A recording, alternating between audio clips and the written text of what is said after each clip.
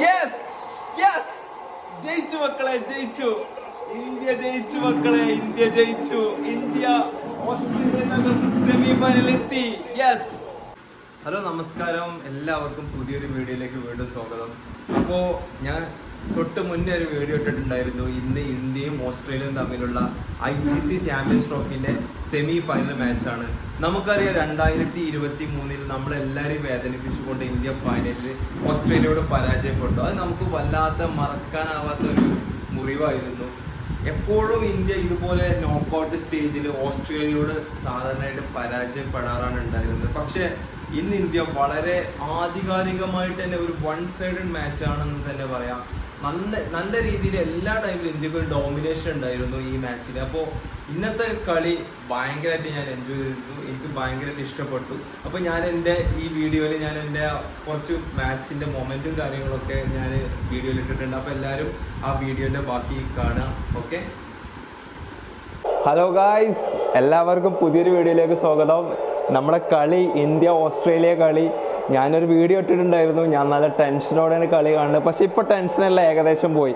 വെറും 16 ബോളിൽ 11 റൺസ് മാത്രം മതി ഇന്ത്യക്ക് ജയിക്കാൻ. ഈ കളിയിൽ എന്തായാലും ഇന്ത്യ ജയിക്കും എന്ന് തന്നെയാണ് പ്രതീക്ഷിക്കുന്നത്. നമ്മളെ പാണ്ഡ്യെല്ലാം വളരെ നന്നായിട്ട് കളിക്കുന്നുണ്ട്. പാണ്ഡ്യ 2023 ഫൈനൽ ഉണ്ടെങ്കിൽ ഇന്ത്യ എന്തായാലും ജയിച്ചിരുന്നു കേട്ടോ. മിസ്സാണ്, കുഴപ്പമൊന്നുമില്ല, ഇന്ത്യ ജയിക്കും. അത് വൈഡാണല്ലേ, വൈഡ്. എന്തായാലും ഭയങ്കര ഹാപ്പിയാണ് കേട്ടോ. ഹാപ്പി മൊമെൻ്റ് ആണ് ഇന്ന് കളിയിൽ ഇന്ത്യ ഓസ്ട്രേലിയ. എന്തായാലും വിജയിക്കും, കുഴപ്പമില്ല. ഫൈനലിൽ എന്തായാലും ഇന്ത്യ എത്തും. ഇനി ആകെ 11 റൺ മതി.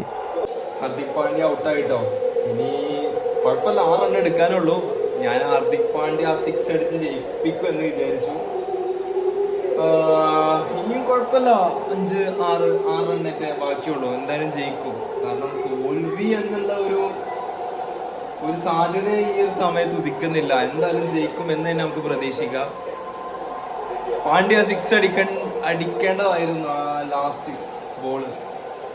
കുഴപ്പമില്ല, ഇനി വെറും 6 റൺസ് മതി. 13 ബോളുണ്ട്. 6 അടിപ്പിച്ച് ജയിക്കണം എന്നില്ല. സിംഗിൾ ബോൾ എടുത്താൽ തന്നെ വിജയിക്കും. സിംഗിളും ഡബിളൊക്കെ എടുത്തിട്ട് ജയിച്ചാൽ തന്നെ മതി. പക്ഷെ പാണ്ഡ്യന്റെ ഒരു അഗ്രഷൻ നമുക്കറിയാലോ. പാണ്ഡ്യന്റെ ആ ബാറ്റിംഗ് ശൈലി ഭയങ്കര, എനിക്ക് ഏറ്റവും ഇഷ്ടമാണ് പാണ്ഡ്യന്റെ ബാറ്റിംഗ് ശൈലി.